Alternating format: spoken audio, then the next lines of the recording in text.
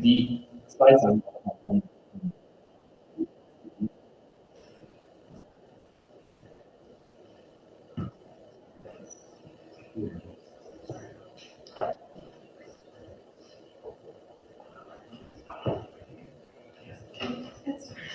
we move back to the slides.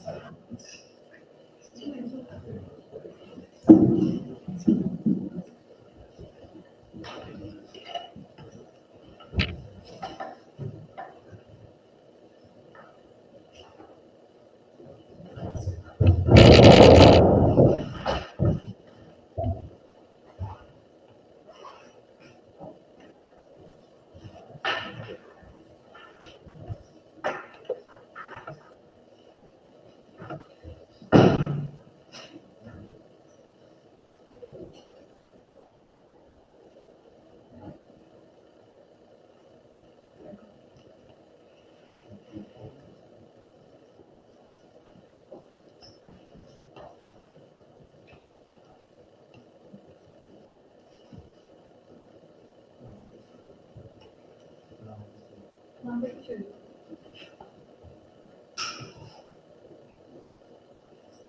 Yeah.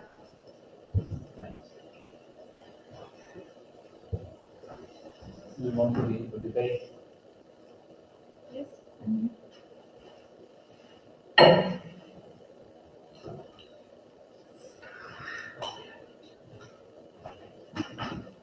Okay, so round 1, Article 2 and 11. Do you need a couple of minutes to actually look at the thing? Yes, no?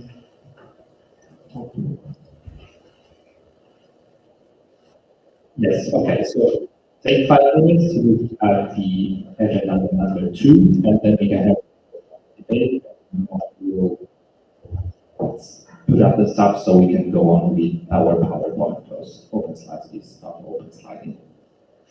Apologies to the International Office and the government.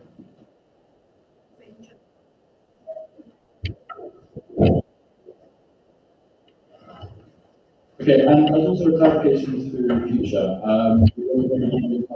We encourage you to have everything. I mean, this is probably just the exceptional circumstance, because this is the first one, but we have had debates where people are absolutely clueless. So please do debate.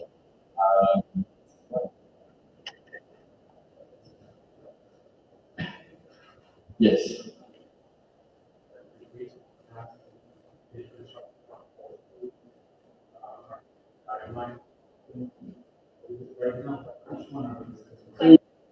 This is the national finance debate. It's just it was incorrectly swapped around on the slides.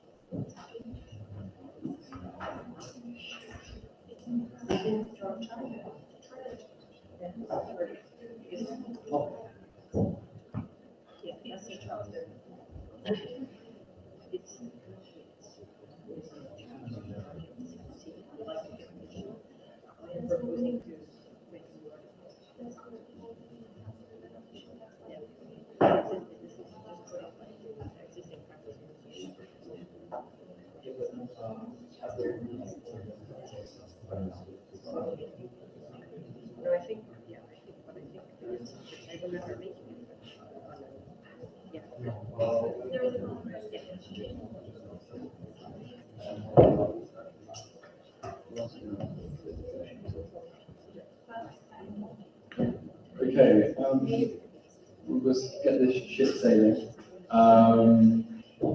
Obviously, Andy's opening statement.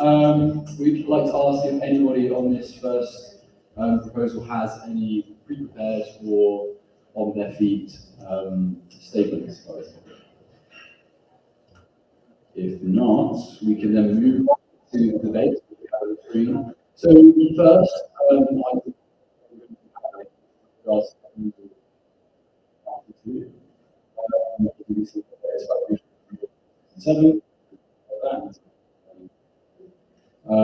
also a discussion about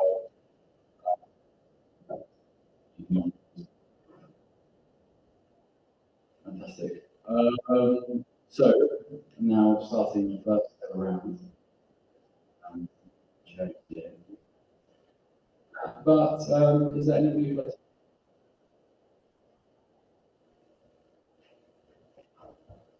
please, it's an enthralling topic. We all love financial issues. Yeah, you're recognized.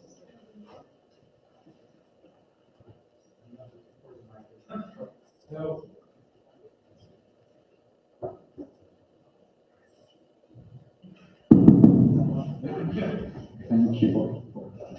So in the new clause proposed, like number 5, it says by tasking the executive director to set aside reserves, but like we or the international office cannot always find extra funds to fund themselves and the activities of the IO. So doesn't that sometimes director in a position no extra fund,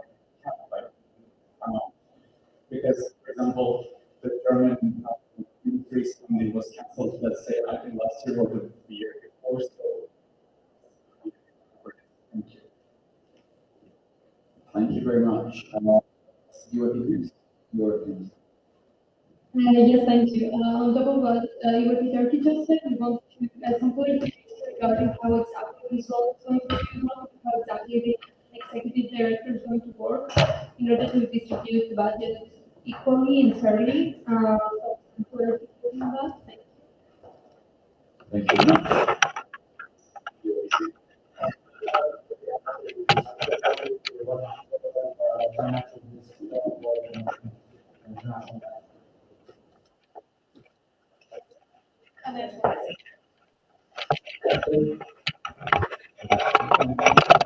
Any more questions for this round?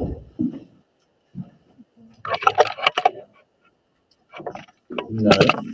In that case, we can look to go back to the IO and GB for response to that discussion. So thank you.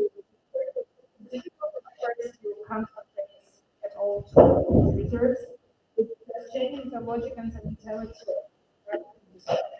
Now things are defining even as name, and this is really meant as an incentive for the executive director to manage the budget in such a way that you can decide at least some funds to reserves. And in fact, I'm not sure how to do that. If you go there is 1,000 euros as a aid that reserves set aside. So that's doable, but of course, if you have a budget, so it's a bit but this way it's not possible, then it's not possible. But now we look at the so with the increase, I think this proposal is not so much about the current,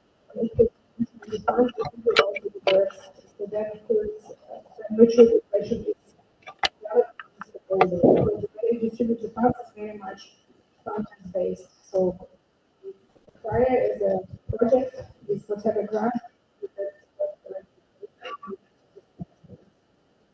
that answers your question, but you can follow up. And then to speak about management risks, if I separate the financial risks with management, the main risk for the deficit in the budget, of course, is employees and not to be able to sustain a team of employees who will carry on doing the job. So you have to have the funds to have the team. Also, with some projects, for example, we appreciate this projects that we have in the government office in Europe, for example, funding years and then suddenly they were out and they noticed a huge what to spending and also made 60 money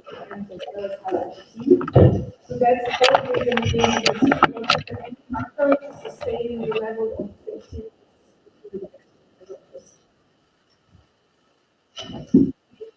Fantastic. So we can wrap up with that round and move on to the second one, which is the other article. So this is clause 27.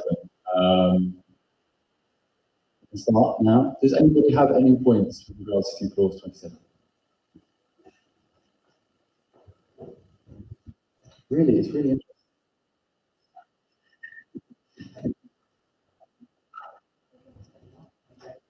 Yes.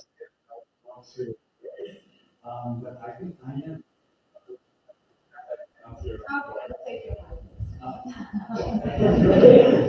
So, did you get a clear response to your question in particular? Okay, we'll make sure shout and you can take this one. Fantastic. So, following up on clause 27.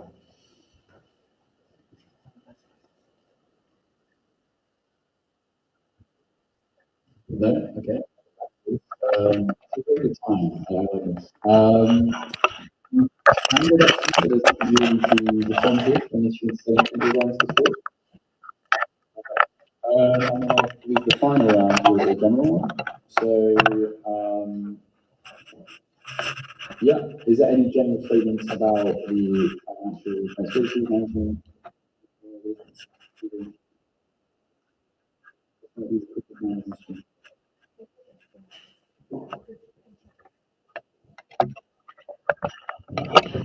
In that case,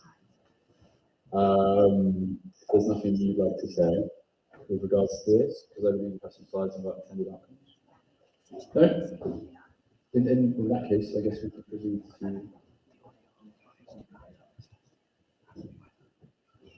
Yeah, shall we? Okay, so we've received a.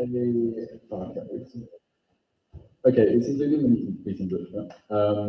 We received a formal request to get a guideline on financial management of the EIP. This is submitted by Linda. It says, I hereby request to bring forward something that is not defined above, but clarified below, that being, the governing body requests the Board of the National Committee to confirm a mandate to create guidelines on financial management of the EIP. Article 17, clause 11. The guidelines shall be used in the draft and the budget. Article 17, clause 14. To be honest, I don't think my so you can see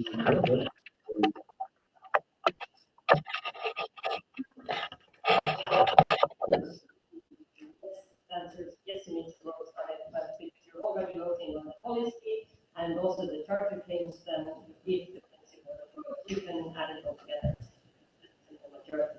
I think this is everyone else in our understanding. We shall take it as a whole vote, if nobody is to block that. Yeah, so as Edwin has just said, we need to achieve 2/3 of the assembly here to approve this as a stated charge. I guess we can start voting. We can use open slides for this one, right? Okay, no, nobody wants to use open slides for this one.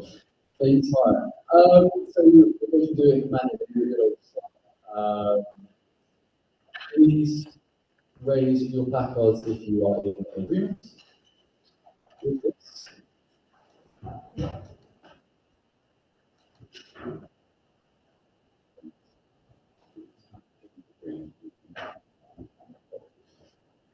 Brilliant. Thank you for that. Put that down. And any abstentions? And following up from that, any votes against? Fantastic. So, since it's the proposal, this policy is now going into place. Congratulations on the approval of your financial management. If I ever need anything, I'll come to you with regards to financial advice. But yes, so congratulations, and we can move on. Get a round of applause.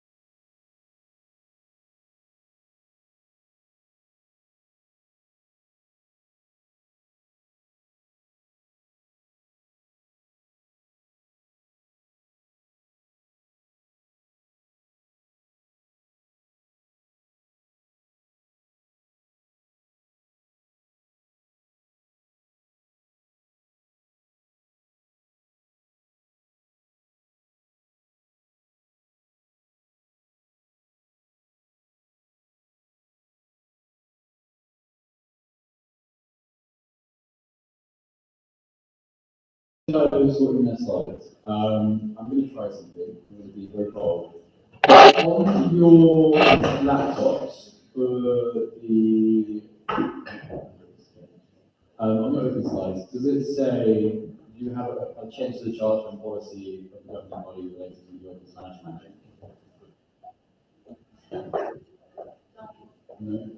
No.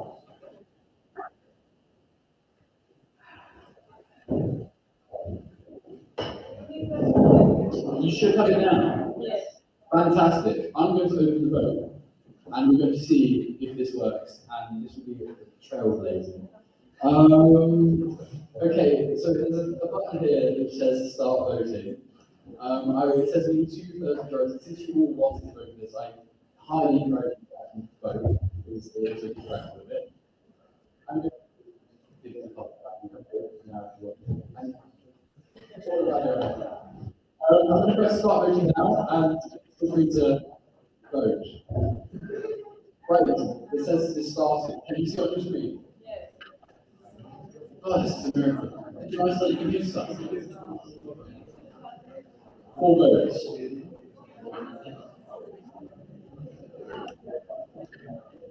You over here right now?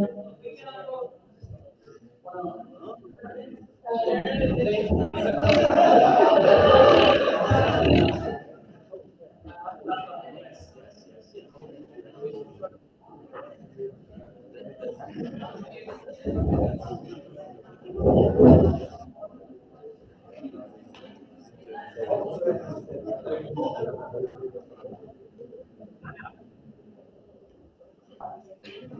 I've got 22. 25.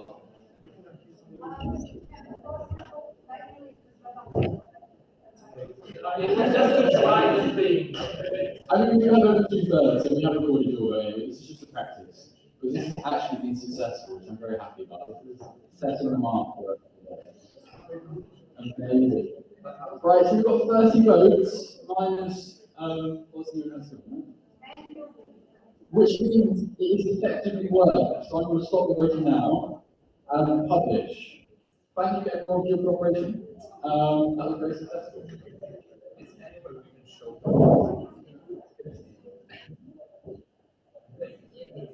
Yeah, so the votes have been published, so you can now hopefully see. Fantastic. So I'm very happy about that. Right.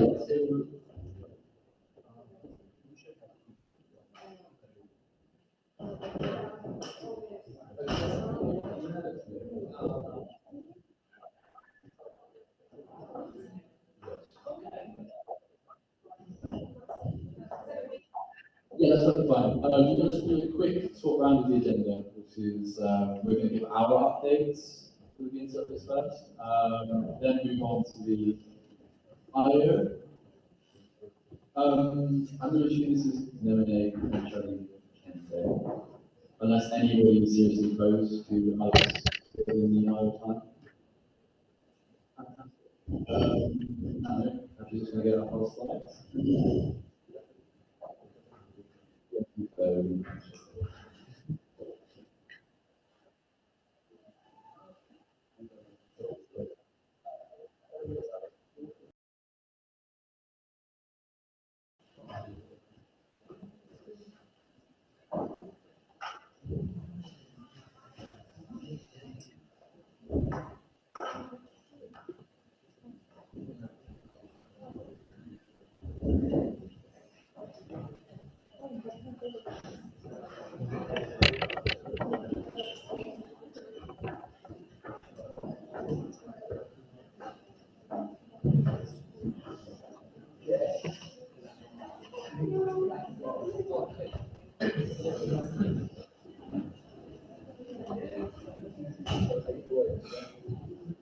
Okay. So we're going to go with the BNC board updates. First of all, apologies for all this again. We'll hopefully be better after this. We got our handover meeting in July. It was a lovely thing. Unfortunately, not with because it was not there. The moment we were actually in board, in the meantime, we have set up. The main thing has been the preparation for the PNC meeting. We have the timeline and the communication meeting process. We try to be as clear as possible. We know that we might have missed something on Discord. We will still trying to figure out everything. We have discussed the program for the base meeting. One of the things that was proposed the open slides, which probably has not implemented digital infrastructure here to be implemented. And also, in some cases, it's not the best for what we need, but it is still something that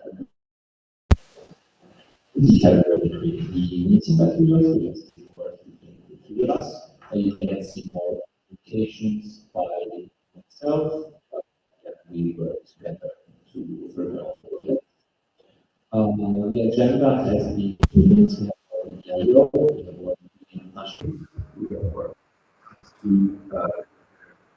agenda. Hopefully, you saw there was some differences between the proposed agenda and the actual agenda, which I have sent for today on Discord, so you can always see also the time.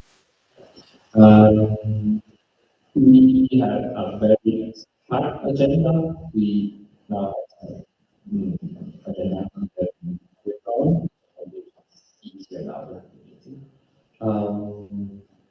try to coordinate with proposing entities that, for example, are not here on this meeting to set their dates at the moment. It's something we always do, and we always, ask proposing entities to, it's not a problem if you're not there at a certain moment, you just have to ask us also for the future. If you need to move your items. As always, we encourage if you need more time to follow, we can allow more time. This is absolutely for the future. To be honest, we almost have unexpected late propositions. So that's good for you. I mean, thank you all for taking more time and do that. The agenda setting code was quite crowded. But of course, you can see this is one of the most, at least the last year, we are the biggest, I would say, which is very good.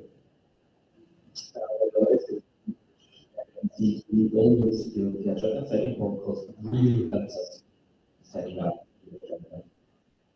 A couple of things for our projects in the future. We should be doing the summer online goals.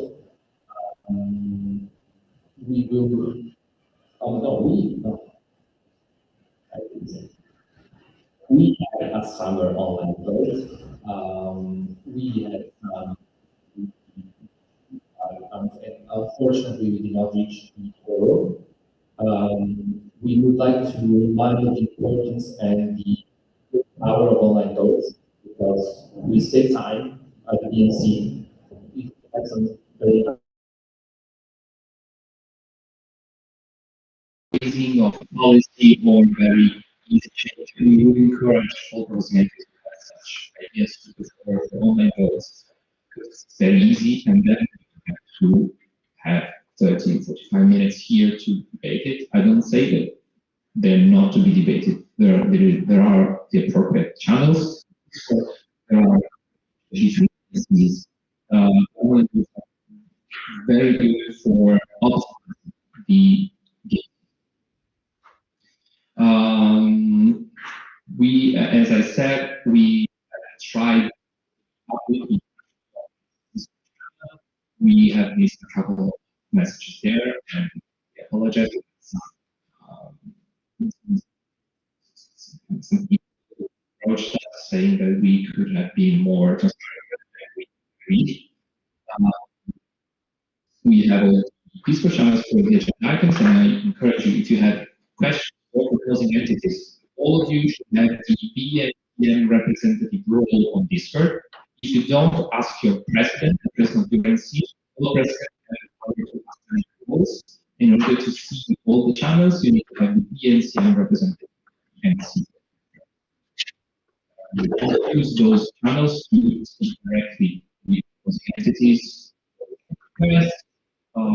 sites, messages, whatever you need. Also, on parallel debate place where you can avoid to of the debate, but still to have another way of asking questions, even before the debate itself, so proposing entities can be prepared. The three of us managed to keep this list, and as a couple of times, we remind you that calls, apart from ISs, are not just for this. We usually say, please avoid that and just keep quiet and cease to send email to the other meeting. That the list is so when you change your NC, you're usually to update as soon as possible, but if you are not on the NC list, make sure to approach either us or the IO. We have been continuously, after the efforts of the previous BNC board, which we thank, to categorize and work within the BNC board drive. There is a quite big amount of documents, also going back to the past. So if you had some doubts about topics, about if something has been discussed in previous BNC meetings, you have many BNCs have the minutes of the meeting on the members platform, but you also can always ask us and we can look with our documents. Working groups, this is the point where we lacked. We are aware, and we would like to apologize to the chairs of the working groups that were created after the BNCN 2401. We would like to start by saying that we were left with opening the calls of the working groups, which should have been done earlier, but we are not here to blame someone else. We are here to take our responsibilities. And the process after the application was not handled properly by us. We would like to thank all those who applied for the working groups and who put efforts in the working groups, and will still offer to the proposing entities of the working groups, if they want, will be more than welcome to receive all requests to extend the mandate, because working groups are by working procedure for until between 2 meetings, but they can be extended up to the next meeting. So the 4 work groups that were created can be prolonged to the next BNC meeting if the chair wishes so. Of course, and we will welcome it and will facilitate it if they want. And we are available to you if you have any questions or clarifications, questions for us.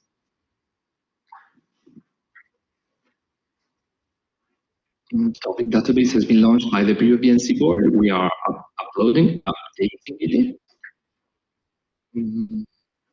We will have, we want to have a winter online vote. We believe in the online votes. If there are any proposals that, there are some proposals that have been withdrawn from this BNC meeting and will probably be proposed through online votes. Again, please, we have now one more NC, we have many here. So this means that international governance, please get also interest in online votes. They are really, really powerful and can help update our network. And one last point.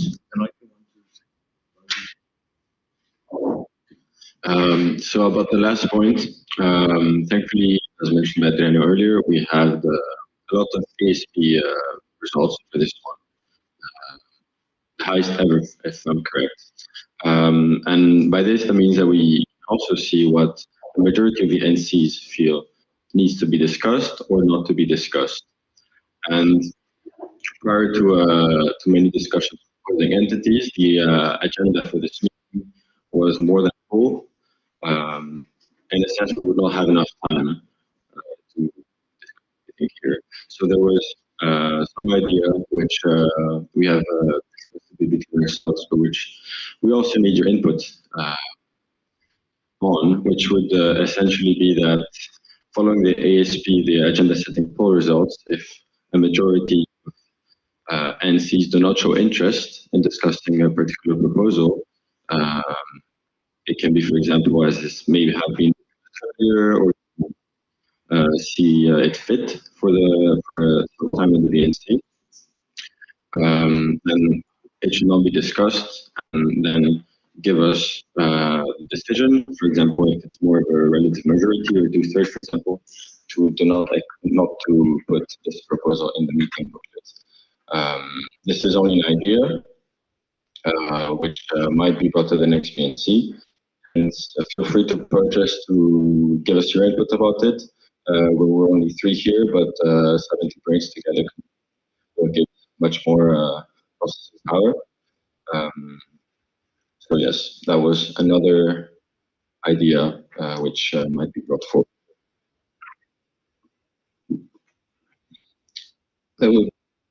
for us, and we will open the floor for any further debate, any questions, feel free. Bosnia and Herzegovina.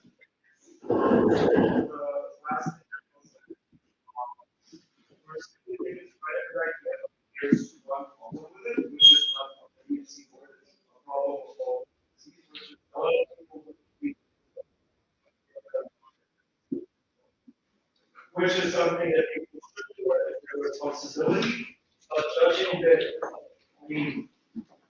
judging based on just maybe agenda items might be counterintuitive in the context of whether something gets pushed into the agenda or outside of the agenda. If I wouldn't say majority of people don't think there are some people for the proposal, but the more it needs to be, other people think it's I think it's a relative majority doesn't do that. So it might be counterproductive, even though the idea is great in theory, maybe everyone needs it. Another point. It's 3 points, right?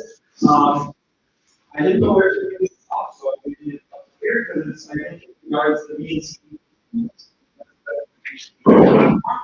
I don't switch from Slack to Discord every day what the NCF needs to be done.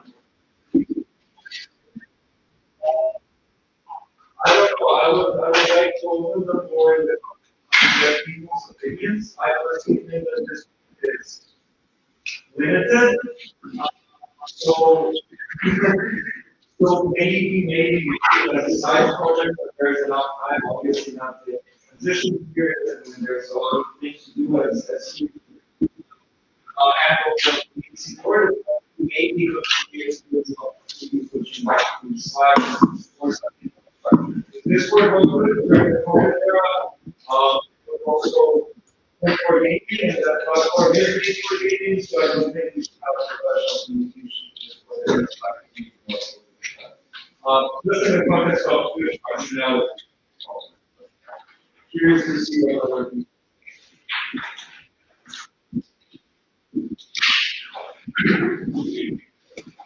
Eva Peter Key, direct response.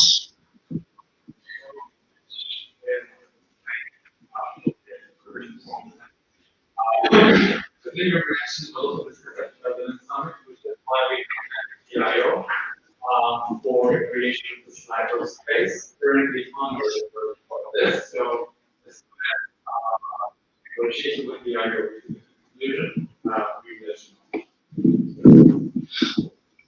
I would just say that it's not really on us. In case I would invite you to raise a point after with the IO update in case. And I think there at the time there were some heavy technical reasons, monetary reasons for the shift. As far as your first question went, obviously the idea would be that the booklets are read and fully comprehended, at least the summary booklet, although the proposal summary booklet, but the proposal booklet should be read in full. But yeah, of course, we are more than welcome to any points in the next months. Very quickly, so then we can get to the international office.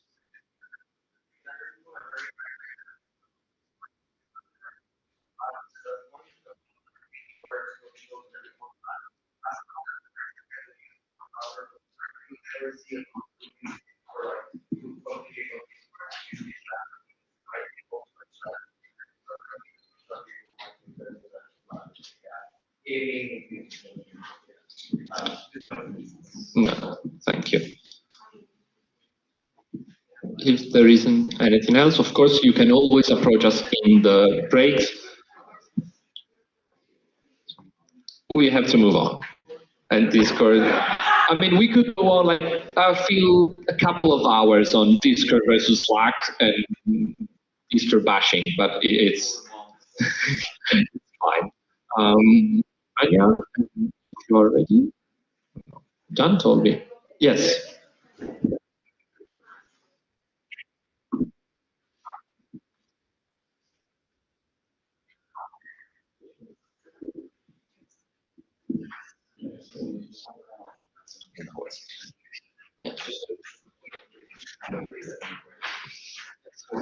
Entirely up to you.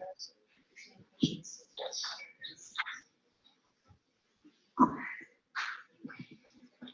You can just very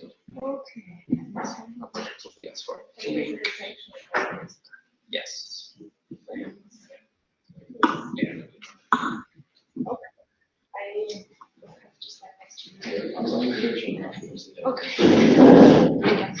Okay, hi. I'm not sure how many of you read the booklet, because the booklet is meant for you to really get insights in almost everything we do and how we spend our time.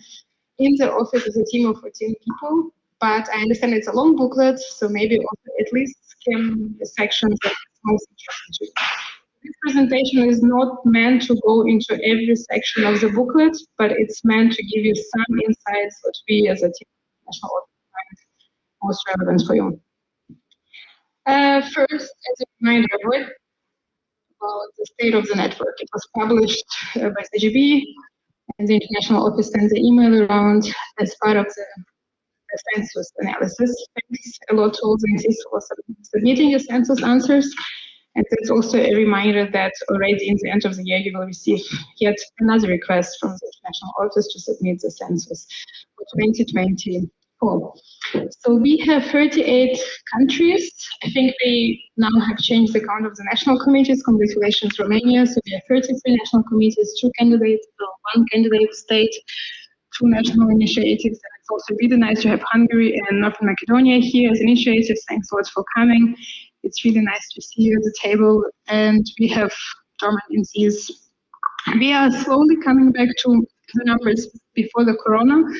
Some of you might remember that we used to have 500 events and 30,000 participants, and I think we already expect to see a raise even in these numbers after the 2024 census. So thanks also to all of your work. Team update. So that's just for you a small update on the team. Okay, that's not the best screenshot, but that's the team of the international office. You could find it on the website. We are at the moment 12 people, many of them can be found here in the room. So you see Luke and Nadia and Nikita and another Nikita and Anilu and Michelle Sumbers. So you could also, some of them come tomorrow. We are a growing team, and you might remember that a few years ago, even last year, we were just 7 or 8 people. So we grew to the team of 14 people, which of course also enables us to help move you and bring more projects. That's basically how we grow, is mostly by acquiring a new project and then by facilitating this content or work with all of you. So that's how the current team is structured. And next to these people, that's the faces of the people in the chart. And we also have a few people who help us on freelance basis, just with a couple of hours a month. Some of them also here. I don't know if Nico has already arrived from Austria. I am here. He helped us with the member platform, and also will tell a couple of words later. And a couple of opportunities for you or for your members of the national board members. So join us as an intern. It's a new opportunity in the EYP team. We are not really actively recruiting for internships, but it's an option for you to reach out to us in case an internship is a requirement of your curricula at your university. That's the only way how we could welcome interns in our team. At Embla from EYP Norway joining us this year, and we will have a few more interns coming up on this basis. We will have a call for the volunteers for the full year. So to start in August and September, and then March and February respectively. So we will be hiring 4 new volunteers early next winter. So if that's a great opportunity, of course, speak for those volunteers who are here in the room. So Joshua, Luke, Nikita also used to be a volunteer, Saskia, O'Connor, so they could give you more insights, but that's a great opportunity in my view to get work experience and to work with the international office. And then depending on the funding applications from time to time, especially this year, we hired quite a few project managers as well. So that's also something that might be happening depending on our fundraising successes. Network-wide projects. So what we have or had, we had an EU elections project running from the beginning of the year till end of June, and that involved a number of specific events like Interrail with UAP Germany, so thank you also very much for your help, to the communications campaign and a couple of projects via the NC project fund. We have an ongoing project with the Youth Together for Arctic Futures. Annelou is a project manager in charge. I don't know, Annelou, if you want to say a couple of words yourself. You were not ready. So you could approach Annelou for sure, and Iman, if she's here during the weekend, she's helping with communications for the project. It's one of two consortia projects that we are doing in the UAP. It's on the topic of the Arctic, as you might have guessed, and it's mostly about connecting the European continent to the Arctic and by exchange of participants as well as topics. We are still looking, or maybe not anymore, for the facilitator of the Arctic dialogue, not anymore, the call has closed. It's a very exciting. Oh yeah, so we will have an Arctic dialogues again in June next year in the Arctic region of Finland. So it's correct. It's a very exciting location. So you're really welcome to apply as participants to this Arctic dialogue, and that's an EU organized event together with us as a youth partner. I think I've mentioned. Also, thanks to UAP Sweden for your work on the Nordic training this year. That was our first event as a cooperation of this regional cooperation. We will hope to continue in this direction with this project in the next years. Then we have the next event, which is a consortia event. It's Focus. It's on the human rights. Nadia, you want to mention something, or I can just go through the bullet points? Nadia is a project manager in charge of this project. She joined our team in September, and there's also a number of partners in this consortium, and we are a youth partner, just as with the Arctic project. The aim of this project is to bring the topic of the fundamental human rights closer to young people. That's our role in it. And so those of you who were at the President's Summit, maybe you have experienced the workshop or at the Training Academy, there will be also a workshop tomorrow on this topic, as well as I think a few NCs applied to the stream of the NC Project Fund on the human rights. And I don't know if you already were informed or not, two NCs were also selected to have it as a project for your national sessions. Then we had Berlin. I don't know how many of you were there. Dan was, and Nadia, and a few other people, I think. That, of course, today is the biggest event that we as UAP have organized. So we won the right, and Michelle is here, who also joined the team in January, and that was her first project to manage. 3 days, 1,200 young people, 40 NGOs, 65 workshops. It was a massive youth event in Berlin. We have never done anything like this. And if we were to do it again, it only will be in 2 years. So it's every second year that they organize a local youth event, and it will then not be in Berlin, but somewhere else in Europe. And then we'll have to also apply to host it. So that's something that the governing body will have to decide if we pursue this opportunity. Mentioned all of that. Then we have another network-wide project with the EON Foundation. It's a climate youth action plan. I think actually this is a project that most of you probably know the most about because it's been around for 3 years. It's now final year of the project. We will finish this project in May next year. So we have also entered the negotiations with a partner to continue the project in some sort of shape. And IDEA competition is the biggest milestone for the last chapter of the project, and we will have a launch event in Brussels next week where we will wrap up the partnership and present all the results as well as competition ideas. Then we have RIXA, what was used to be BASIS. Some of you might still remember we had to innovate the name because the application process changed. So now it's RIXA, and that is a project that works with the Eastern Partnership countries.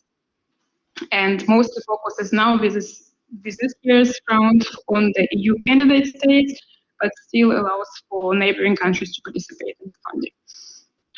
We will apply again for this project next year, and next year we can also involve a few EU countries, especially Poland, Germany, and France can be included. We will approach the CNCs to ask for your interest, if you're interested to be part of the project.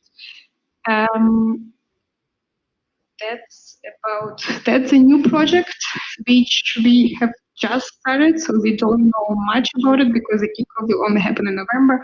Saskia from the team is the project manager in charge, and that's something new for us because we'll be part of the research grant. So EYP will give access to the research with young people through the grant, and it's also limited partners, but still quite a few countries that we managed to include. So you could have a look if your country is on the list. It's likely that we'll be in touch with you to coordinate some of your activities, but most likely it's an NC project fund that will be just channeled to your NC. Before I move on to the next slide, do you maybe, or how did you plan to structure it? Can I collect questions section by section, or? Yeah, okay. Okay. Because maybe we can stick on the team and projects as a section, and if you have any questions. Yeah.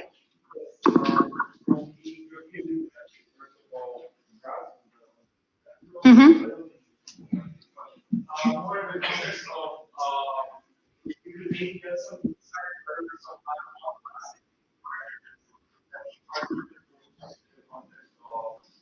either strategic or financial. Since a lot of NGOs were included in this as well. So it was definitely the area that we didn't prioritize as much as we should have due to the massive workload around the event.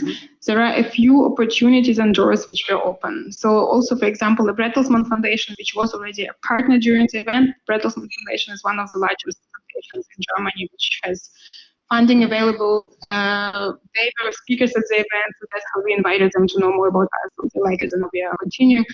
And a few smaller things, like there were some NGO stands.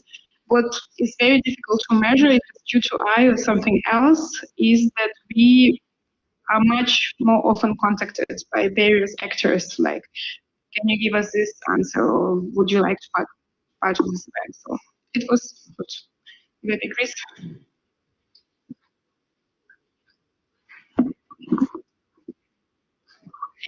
Thank you. Very interesting question with that. Actually, I was the co-organizer responsible for events and the program, and it's a fact that we have a very precious deposit with potential organizations all over Europe that the national office could actually in some time use as to collaborate and for another partnership maybe, but it's a very valid point, so thank you. Thank you, Elvira. Then Nadia. Oh, Yvette is Switzerland. Thank you. This is just kind of in this train, it's more to governance question. I was also an organizer and less on the institutional side, but also on a personal side. A lot of the organizers, I think it was a requirement even, were not from within EYP and were more so active with other youth organizations, predominantly in Germany, due to the location. Of course, we wanted to have German-speaking organizers, but on a personal level, this was lovely, and I think they really learned a lot about like what the EYP spirit is. And maybe EYP Germany can say more on this, but I heard a rumor that they had lots of interest at the EYP Germany stand at the activity fair, I believe it was. So I think there was a lot of interest, especially within Germany, because they were the host country. Thank you.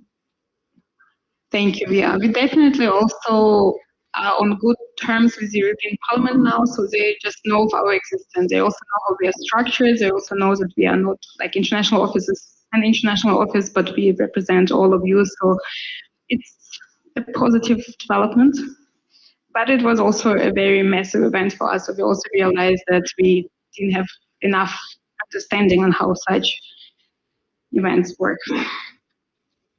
Okay, then I go back. Or any other questions on any of the projects or team fronts? Just a question, like, is there any involvement of EYP that is planned for the next EYE that is in Strasbourg, in France, 2025? So the big European Youth event will be in, so the question was if we plan to be part of the European Youth event in Strasbourg in June. And we will apply with an application to host a workshop at the iVillage. So if it's successful, we will then launch a network-wide call for participation. Then I don't see the country, Albania, maybe Albania. So I saw the RIXA project that also you mentioned that candidate countries can be involved. And I mean, Albania is one and many other EU candidate countries are here. How can we be involved in this project? It's unfortunate only for Eastern Partnership candidate countries, so Georgia, Moldova, Ukraine. But with the Balkan region, we are not very active yet. So I just had a chat at lunch with Kosovo and Albania, another representative. That's also something that is on our radar in the office to see if we can activate some regional funds in a similar fashion as to RIXA or Arctic and to Channel to your region. So also, if you have any ideas of the actors in the regions that we could help you reach out to, we'd be happy. We can still go back to or you could ask questions about the projects. I will go. It's a bit in the similar direction. EVP is an important player in the European field. I think that's just something worth noting, that we are just much more well recognizable. It's something that we want to acknowledge and celebrate a little bit as a milestone for our network, because we are present at so many more events than we were 5 years ago. To name you a few, first of all, EVP became an organization as so we are part of 100, I think, youth organizations which are consultants to the EU Youth Test. I'm not sure how many of you are familiar with the EU Youth Test mechanism. That's a mechanism to check a new policy on youth friendliness, if to quickly summarize it. And now EVP is approached to be asked, like, do you have any input on this and that? I think the governing body is the first to be asked, and then if it's relevant, they decide what to do with it.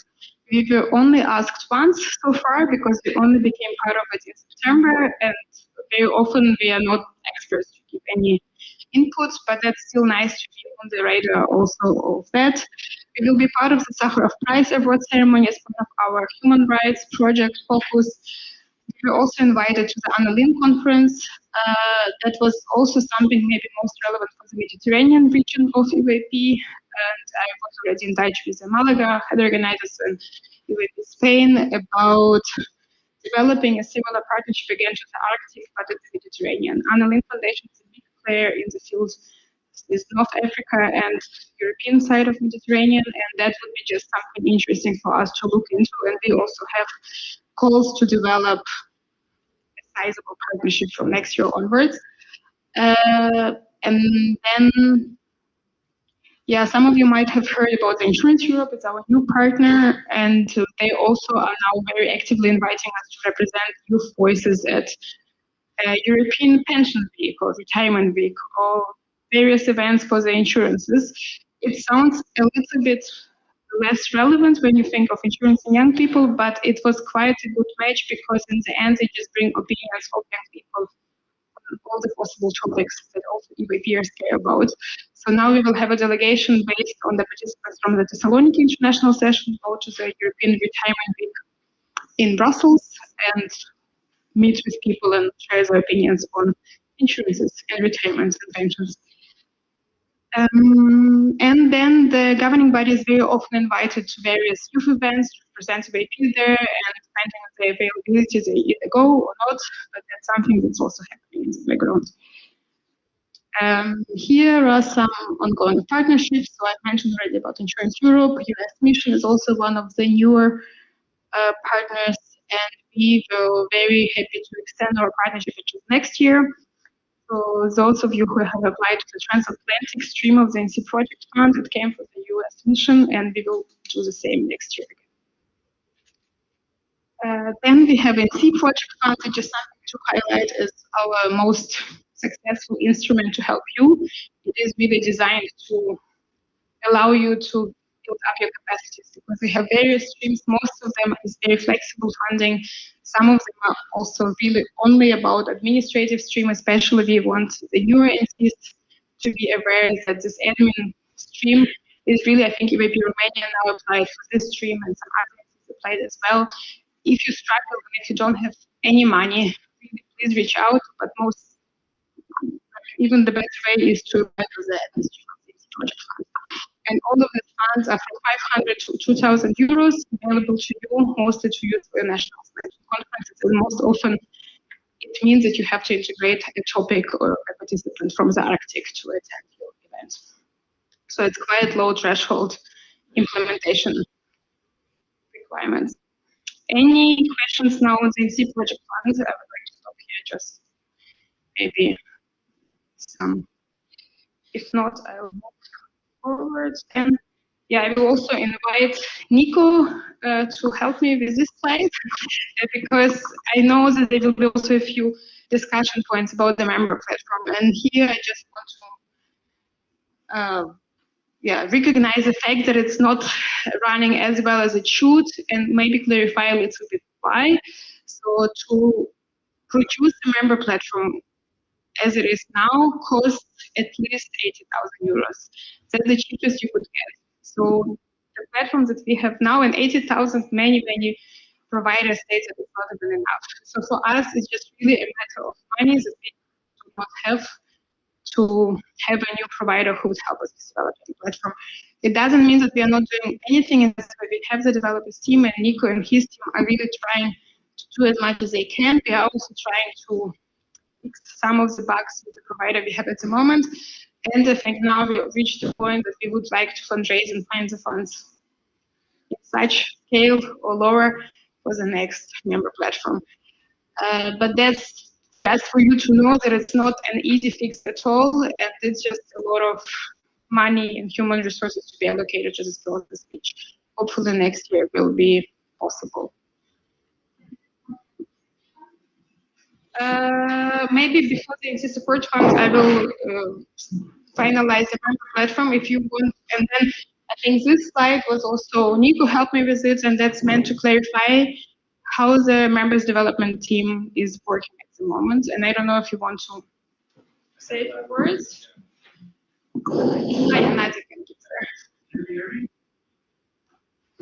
Okay, now you can hear me better. Yeah, just the top thing is that currently the members platform exists at a 45,000 lines of code, which is a big number on its own, amazing big numbers, we love them in EYP. But what I mean to say by it is that it's an extensive amount of workload that you need to manage all of them, because it's a lot included in it. And how did at least we try to tackle it? We split the team up into 3 teams. So we try to focus on the design part and the social media part to engage with the NCs. That's why we have an Instagram account, if you didn't know. That's why we have another Slack workspace, which runs on Slack Pro. So all the messages are still available as they used to. And the rest is then front end and back end. And basically what we try to do right now is, or what we did the first year after we were initiated, is we try to clean up the platform and try to document it, because sadly the company that developed it before didn't do the best job at actually explaining how the things worked and what the technology did and how you can continue to develop it. It was zero on that. So I think that was the most annoying part for the developers team, because they had to read through code and then elaborate on what it does, and nobody likes to do that in IT. But yeah, so now we have a better insight at least on what part does what, and we are aware of all the features and bugs that you told us about and the stuff that you requested. But the current problem that I can tell you about is that we're struggling with deploying newer versions, because we are currently scared that the infrastructure will not handle it. That's why we have a testing framework in place for exactly that reason. There's staging.eyp.org, staging.members.eyp.org, where there are always the testing platforms run, as was also outlined in the topic of debate over there and there. And yeah, so basically what I want to clarify, because it's not an obvious point, is that me as the community manager am the only person who's has access to the live data. This is a policy that we introduced in this summer, actually, because we wanted to make sure that your data is handled accordingly and everything is running fine. And when somebody needs to access the live platform, which rarely happens because there never nearly is a scenario where that occurs, it is in coordination with the international office and is communicated through the email chain. So that also answers a few points already of your topic of debate there. And so none of the developers or of the team leads have actual access to live data or server access whatsoever. So I think that's something that should be reassuring to all of the members here. Other than that, the last point, I just want to remind everyone here that we're talking about a team of volunteer developers, and we're always talking about volunteers in the European Youth Parliament, I know that, but they're putting a lot of time and effort into it, and I think we should recognize that at the same time as we're looking critical at. Thank you. Thank you, Nico. What's the end of the webinar? Do you have a...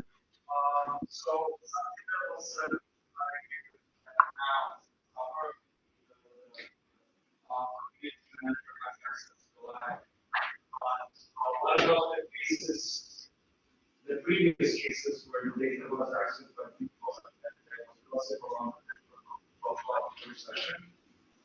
Is there anything going to be done regarding those cases? At least to the extent of my knowledge, that's why we have the safeguard team and why there is an investigation process for that. If I may, we have on purpose topic of debate. I would invite to save all points for that. No, I think I would also agree this proposition was a BNC board to keep it to the dedicated topic of debate, if it's okay.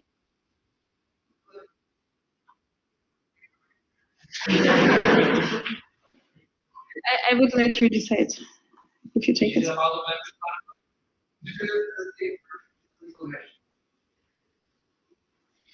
We have the topic of debate about which you are one of them proposing.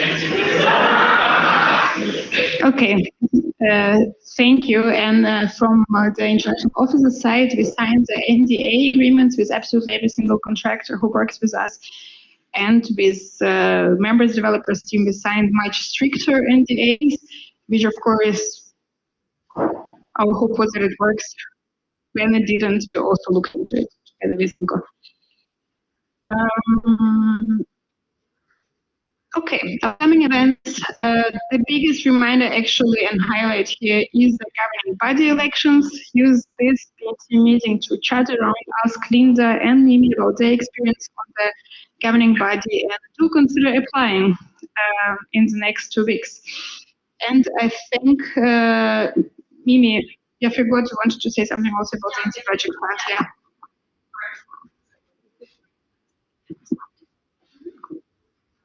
Hi. Okay, so I have a few things to say on the NC project fund, but very briefly and quickly, because also a lot of the conversation went on in the previous BNC meeting over transparency for various reasons. And to be transparent, for example, I can share that I have sat on the, have read through all of these applications and have sat on all of the selection panels on behalf of the GD, because we appoint one member to sit on these selection panels. And what I have noticed is a tremendous variety of projects, which I applaud all NCs for. But at the same time, I want to urge you to double, triple check if you are eligible for this round of calls. There's multiple rounds of calls, and we have sadly had to say no to some NCs because they applied for the wrong round. And they apply with events that are set to happen next year, in the second part of next year, instead of until the end of this year, for example. So make sure also to try and apply with different projects for different streams, and to open your eyes, keep your eyes peeled on the BNC list, because there will be another call for the NC Project Fund. And I think it is an incredible instrument also for newer NCs and non-established NCs to get the ball rolling. So I encourage you to check the BNC list for this call, double, triple check your eligibility. And by all means, if you have any questions, please reach out to the project manager, Anne, who is in charge mostly on the NC Project Fund. Yeah, that would be my point. Okay, moving on to the upcoming events. Then we created a few slides about the international sessions, also as it was a request by the BNC at the previous BNC meeting. So you will see an update. I will probably not go over it, so take half a minute. That's The Hague, that's the next international session. Also, What's worth noting is that next year is the first year in 3 years with 3 international sessions, which of course is very special. I think we almost forgot how it is to have 3 international sessions a year, so we are all very excited. So that's The Hague, then we have Turku, and there is already a logo.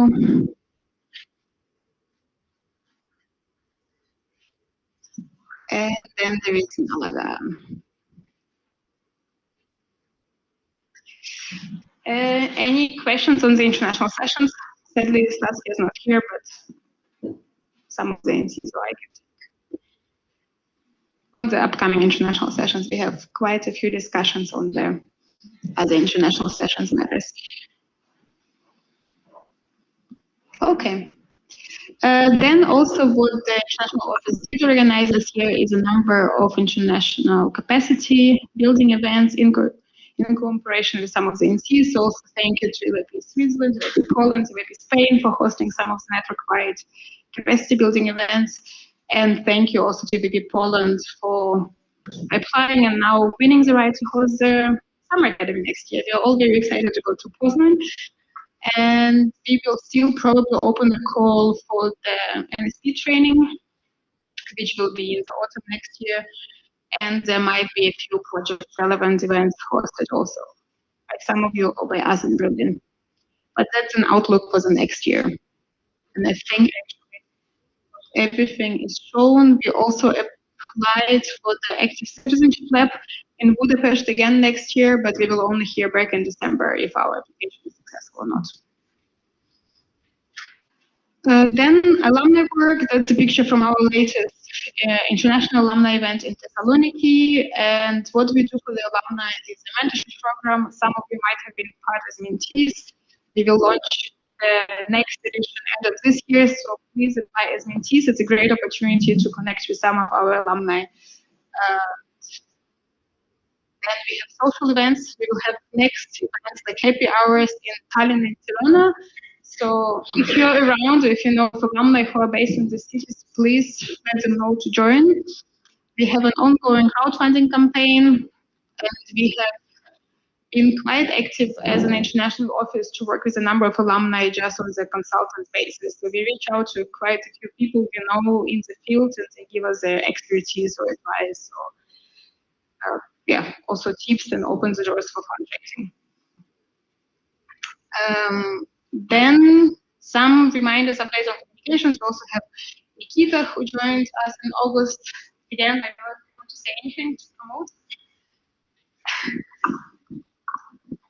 There's not much to say, but the TikTok and the Instagram is all very much growing in numbers. So if you have any events that are upcoming, I'm sure you've seen so many takeovers on the UAP network thus far, so you can keep this going. Any events, doesn't even have to be an event. If you have a new board who would like to introduce themselves to the network, the work of your NC, there's a form linked on the members platform, also on the Discord. There's many links to this. You can sign up, and we'd be very happy to post your content on the platform of UAP network. So that's the biggest reminder.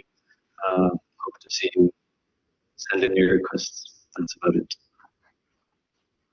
Thank you, Nikita. And something that is website development, I'm not sure if all of you have seen these opportunities that we offer, and also Michelle will be doing it most also with Nikita. We will help 5 NCs this year to develop their website together with our web developer. And if it goes well, and if this is a good best practice, which is yet to be seen, but we believe it will be a good practice, we will hope to offer it as an ongoing basis, as an opportunity for 5 NCs a year to just refurbish your websites with us. And reminders. So the call to host the 105th international session is still ongoing. So approach Saskia on Sunday, or me throughout the weekend if you would like to host NIS. Call for candidates will open on Monday. We have launched a merchandise shop. I'm not sure if all of you are aware, but that's a new opportunity also for you to get merch. And if you don't have merch from your AC, you could always use the merch that UAP produces and just ship it to the national session of your country. Yeah. Before I go to the financial updates, I will just take any questions from the booklet or from the presentation on the international office work.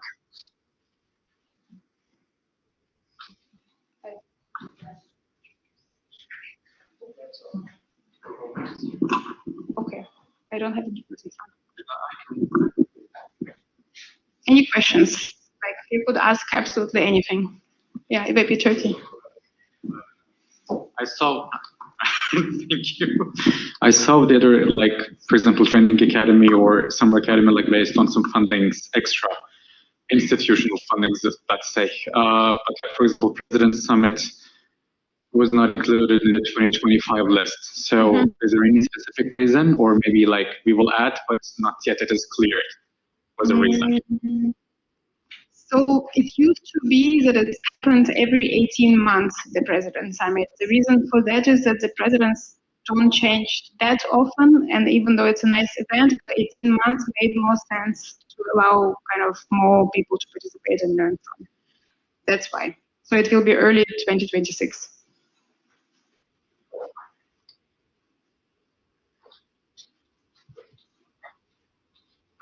UX Sweden. Just a quick question. Just a quick question. I was wondering, how did the NSP training go? Because I know last year I participated as the NSP with UAP Sweden, and there was a lot of NCs that were missing there. How was it this year? Was there more involvement from NCs? And just like a general update on how that went, because I might have missed information about it. No, you didn't miss anything because it is yet to happen. It will happen in 3 weeks or 4 weeks. I don't know if Anelu you're around, because Anelu will know the numbers, but it will be in 3 weeks in Barcelona. So thanks to Spain as well for hosting us in Barcelona. And as far as I know, 20 participants will be there. And then another 10 as trainers or the SAFEcore team will also come to meet and have a working session. So we will report at the next ENC meeting on how it went.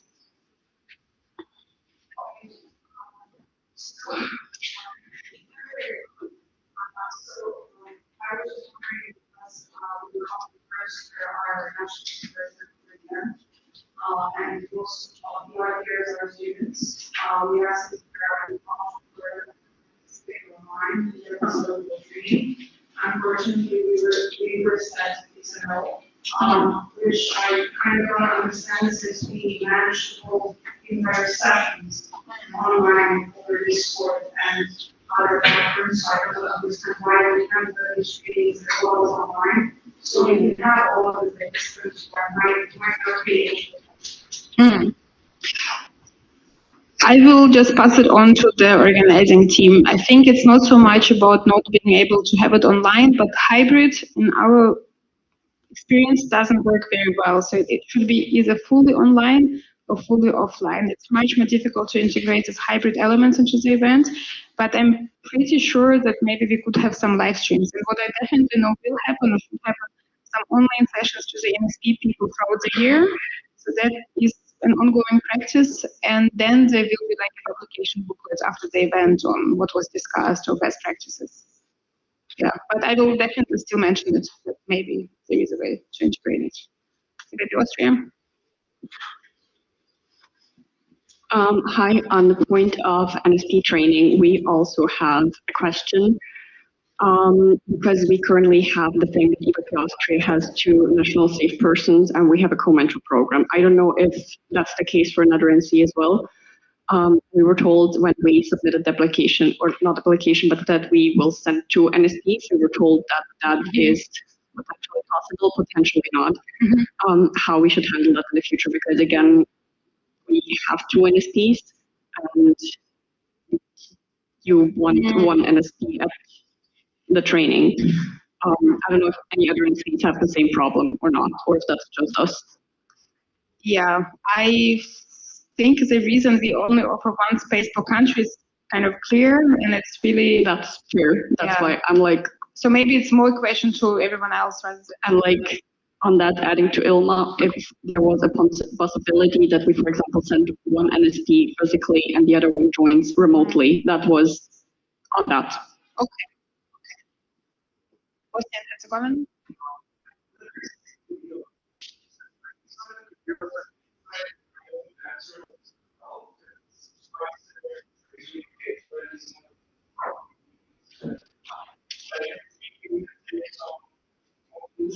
that discussion applies to this discussion? Yeah. Similar scenario. We definitely should wait for the debate, but it's a bit different because here I guess there is no hierarchical difference, they're just on the same level, and there it's not so, but I guess our answer is purely financially motivated. So that's why you were also told that maybe it's possible. Okay. Okay, good. Then any other questions from the board? Any questions? Mhm. We have new entities which are part of EYP now. It's just a question if the IO has thought about updating some visual, like there's the map, for example, slides with the new countries, if that's in the plans. Yes, it is. Also updating the logos of all the national candidates who became recognized national communities. Okay, then I move on to the financial updates. I have a few slides as well, and more is in the updates booklet. And here, wait. Yeah, these are just the numbers. And you could see that we really, doubled our budget this year, which also led to the fact that we doubled our team. So it was a very, very busy year, first of all, to stabilize the budget, to stabilize the team, to fulfill all the expectations with the partners' grants. And then the outlook for the next year is quite similar to this year. Then just a reminder on the process of budget, how it works, because it's not just me or us in the office deciding, it is a consultation process with the GP. So already at the last GP meeting, which was the second last meeting of the year, I presented the budget for 2025. The GP gave me their feedback on what should be changed or not changed. And then at the next GP meeting, the GP will approve it. And then as EYP has an umbrella relation to the Schwarzkopf Foundation, we will also then have to get an approval of the board of the Schwarzkopf Foundation. And then at the end of December, we have a budget of the EYP. So it's actually more or less a half a year process to get to the budget the way it is. And then, of course, because the funding is not like, it's not only happens in December, throughout the year we receive new grants and applications and things change. Very often the budget we approve in December is very different from how it looks at the end of the year, but then still it gives us a bit of an outlook what would happen. So this year, you see it's all on the slide, how the money is spent. I don't know if all of you could see, but it's the government, international sessions, trainings, projects, communication stuff. Overhead, I think a couple of words about the overhead, because it's also a significant share of the budget. It's 16%, even though officially it should be 20%, so maybe it's a mistake there, because 20% of our budget goes to the Schwarzkopf Foundation as an umbrella organization, because they provide a lot of infrastructure. They provide office, laptops, expertise, and that's why we contribute also to their budget. Any questions on the expenses? Here is written. This leads to finance and stuff like that, but I'm thinking, can we have some sort of detailed budget for like example projects? Yeah. Where can I find? Well, it's kind of in the finance update booklet. I don't know if that's what you're looking for, because it breaks it down to the numbers, but it's not like a budget file. So of course, if it's easy, I could also prepare a simple Excel for the next BNC meeting where it's probably how UNC does it. The reason it's presented like this, because it's just a template. I'm also happy to work with a different template. Also, it'll be more intuitive for me.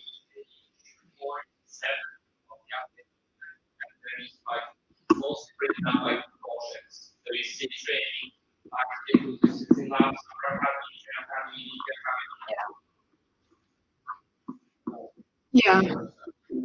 Yeah, no problem. Okay, moving on to income and our partners. We have what we are quite happy about, that we diversified our partners. We used to have only German founders, probably still until 2 years ago. It was mostly dominated by the German foundations and the government.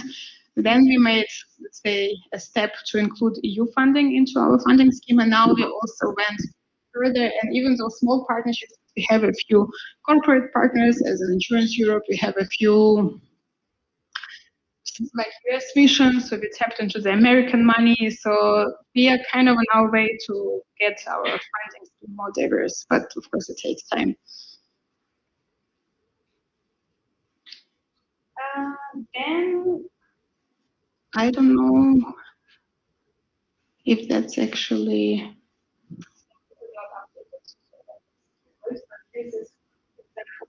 project-based funding.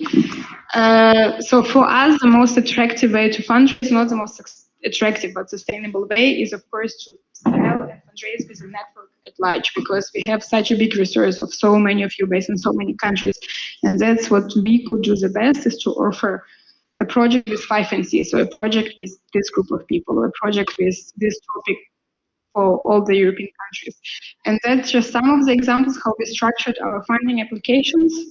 That's just how it works now. One of the newest, actually we mentioned it before, Charity Foundation. It's also a large German foundation, but we will run, and that's mostly the Transfer Foundation project, but we will be participating in it, is the big security conference and topics around the ISs and the project funds related to it.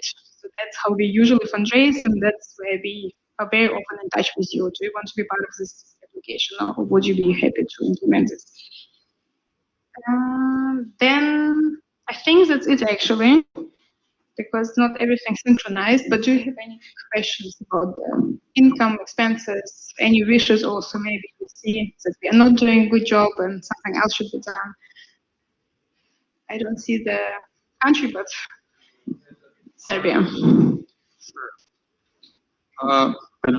Okay, so I was looking at the finances, and basically for the European Youth Event Berlin, there was nearly 100% variation for the budget. Mm-hmm. But overall, looking at the budget, I did not find any information why did that happen, because having almost 100% of a change is a lot, and I think it should be maybe more like good to know why did it happen and why did those such expenses occur, especially taking into account that you mentioned that we are planning for I to be like a 2 years event. So just maybe more information on what did happen and why did that such drastic change occur. So yeah. Thank you. Thank you for noticing this, because that was one of the biggest also, let's say, stress levels for us in the international office, to realize that we mismanaged the budget a little bit. But the easiest, not the easiest, the answer is that we just applied with not, let's say, correct numbers. So the application was approved and we received 110,000 from the European Youth, not youth, from European Parliament. It was a local event, but this 110 was salaries and overhead costs. So it was probably around 70,000 on the event itself, but just the rental cost of this venue where we were 80,000. And that's a thing where we made a big mistake of applying with an in-kind concept of venues in mind with this application. And then once we started organizing, we just, met reality that isn't possible. And there was a bit of a mismanagement from the European Parliament side, because we applied in the summer of 2023 and we only signed the contract late December. So we had 3 months to organize an event, which also led to the fact that venues were not available, they were expensive. So mostly due to the venue costs.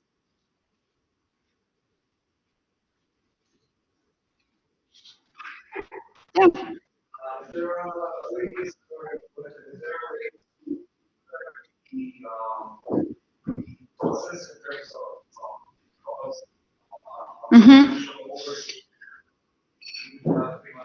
Yeah. There is. So we had a feedback talk with the European Parliament where we were transparent with these points, but what happens with the feedback, I don't know. But we were quite transparent with highlighting this. Because we, if you look at the EVP budget, not as an EVP budget, but at I budget in isolation, this project was a massive deficit for our budget also as the cost went.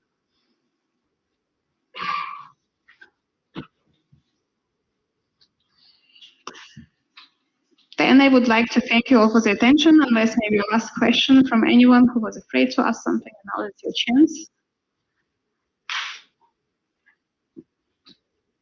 Yeah, Franz. Where can we find the financial reports? Budget. So the question was when the finance updates.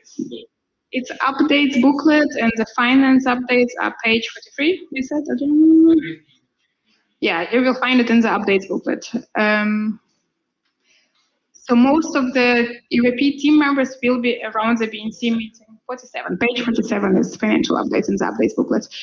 So if you are not comfortable asking a question here or something else comes up during the BNC, please approach any of us. We are here and we are here also to talk to you to answer your questions. And otherwise, I'll give it back to Adriana.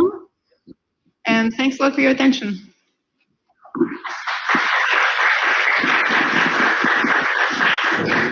Yes.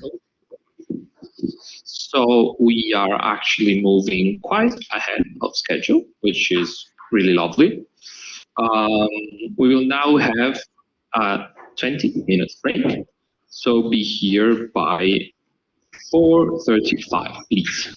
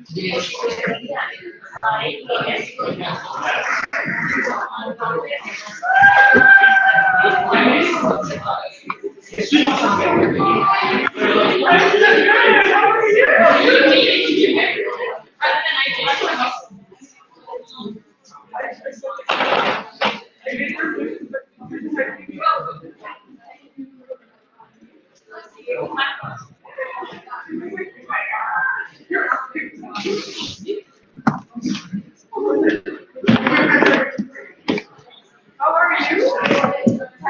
You're happy to be here by me. I do like this. Thank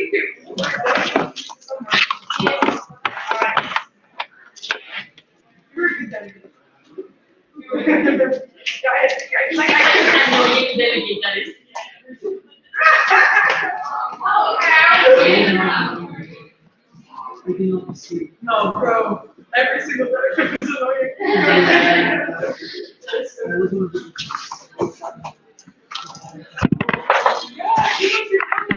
Yeah.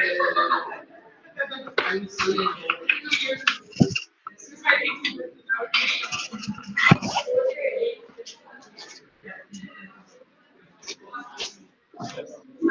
congratulations, Anna.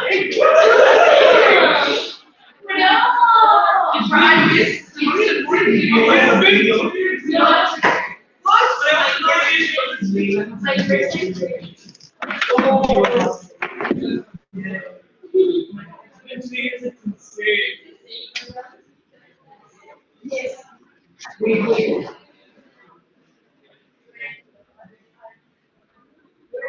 First time.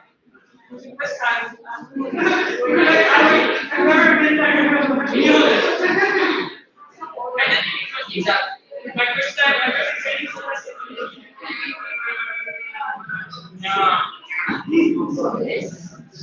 Yes. And we're gonna be busy.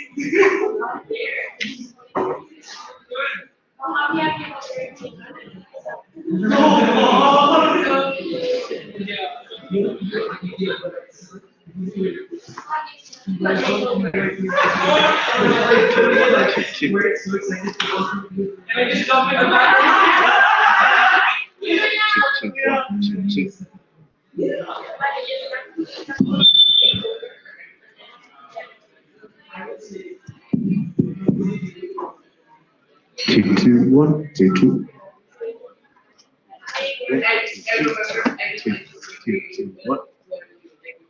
Two, two, one.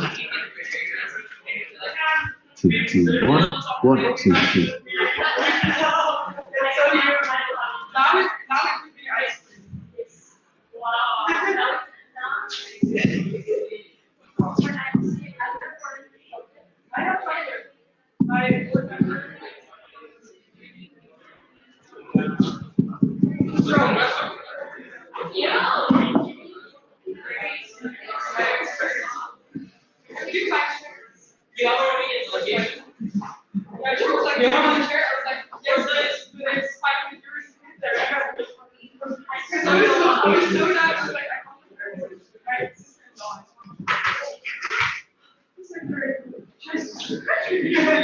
Honestly, like you guys take a train. Like I'm not happy with my even that. Two, two, one, two, two.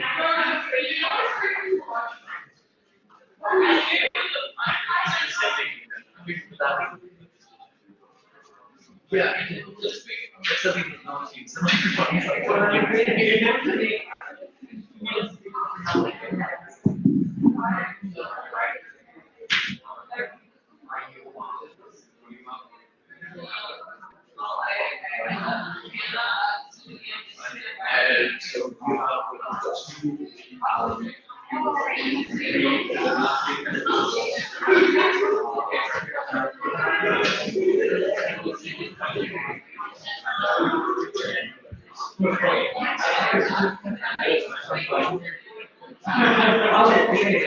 1,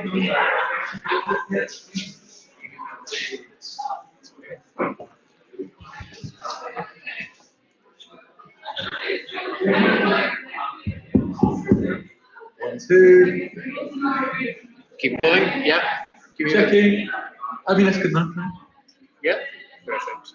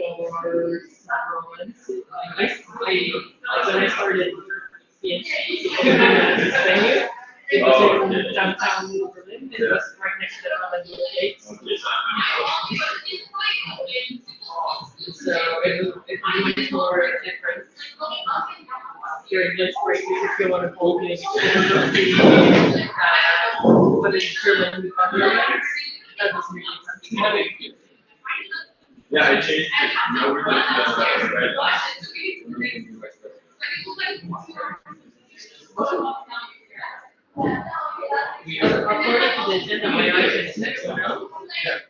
Yes. Yes.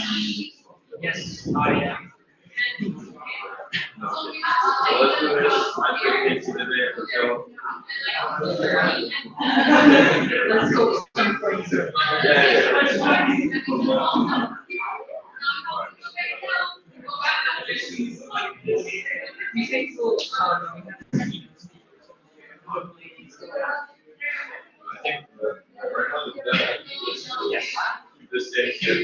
Yes, and then we will have a break between workshop and speaker, or give 10 minutes more to the workshops, and then head off some after. What are your questions?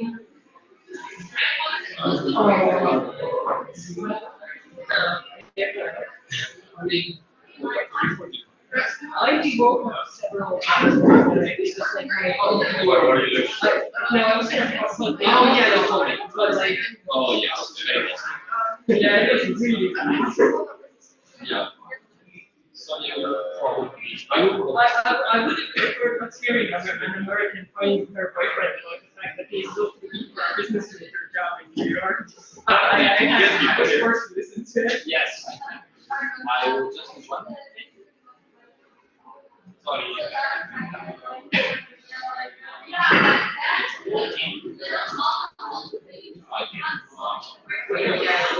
Like I didn't put them in the beginning, and then you are during he's going to run my slide. Yeah, and he takes over all everyone.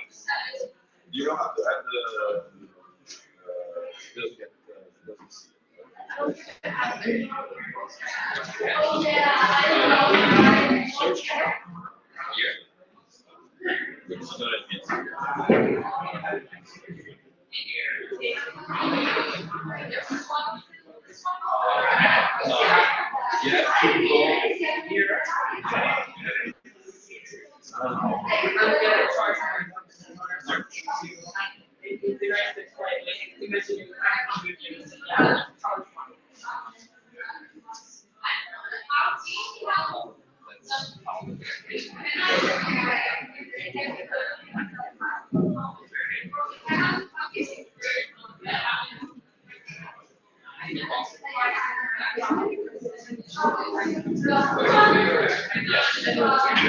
I think management of the way we're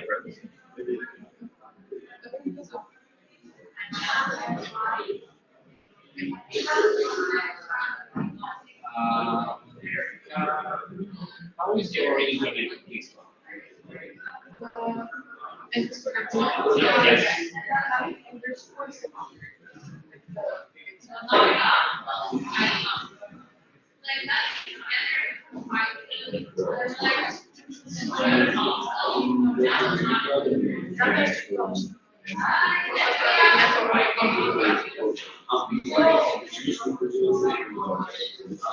Did you ever post something?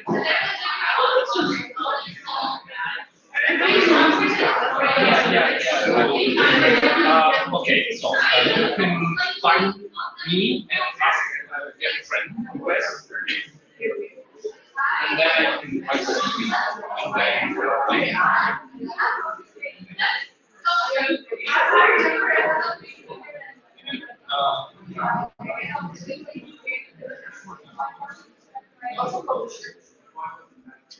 We gotta create the thread. We gotta create the thread. Yes.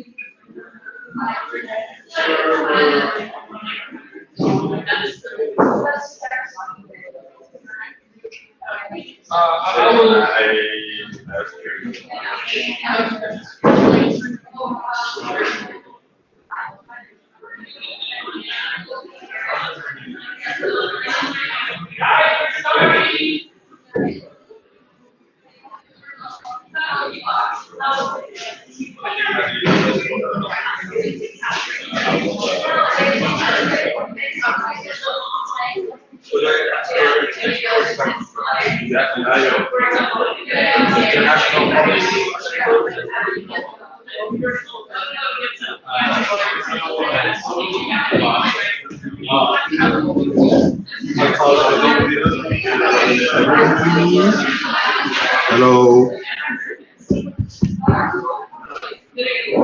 We're starting again.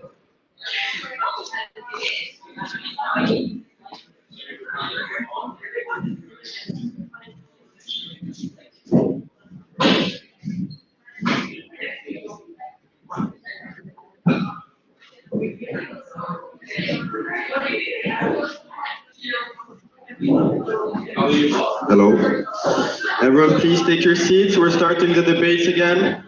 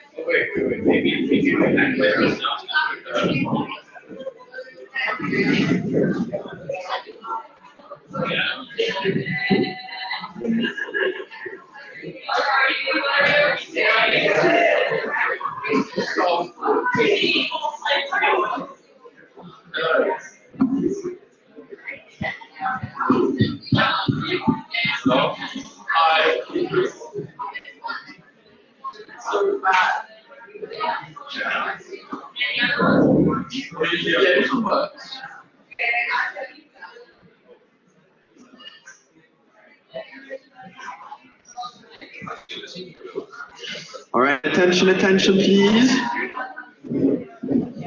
We are ready to start again.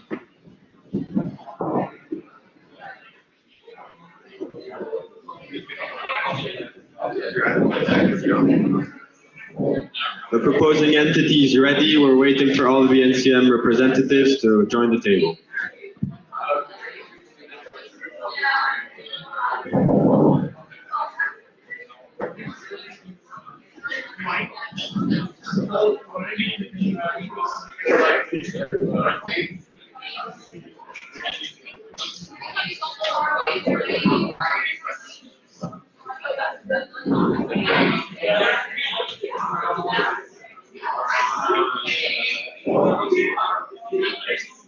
Everyone, please get to your seats.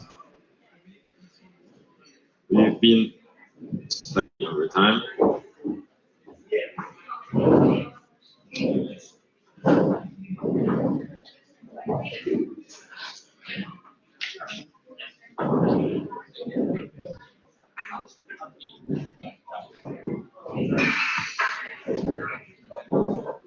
Okay.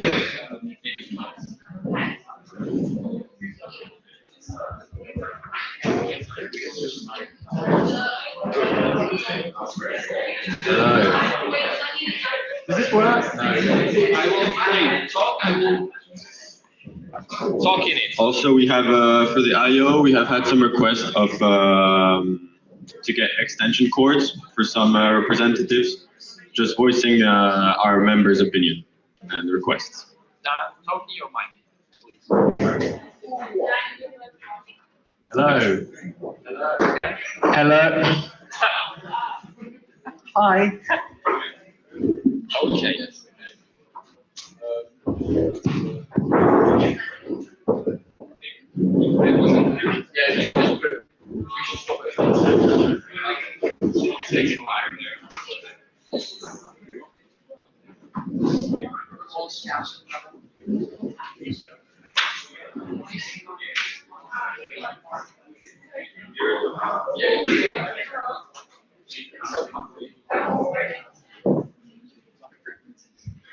All right, everyone's ready? We're solving some microphone cable issues on our side, but with this, we will now continue with a change to the charter of the EYP, procedure for updating guidelines proposed by the governing body, with Linda as a spokesperson. Is the governing body proposing entity ready to deliver? You need a microphone, which could EYP Luxembourg please pass the microphone this direction? Or we already have a microphone. You are recognized.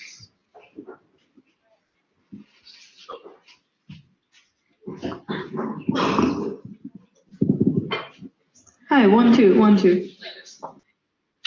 Okay, I'm ready. So student support wants to take the aim of the proposal. So the aim of the proposal goes as follows: update the charter to allow for previously uncodified procedure and to enhance the readability of the charter.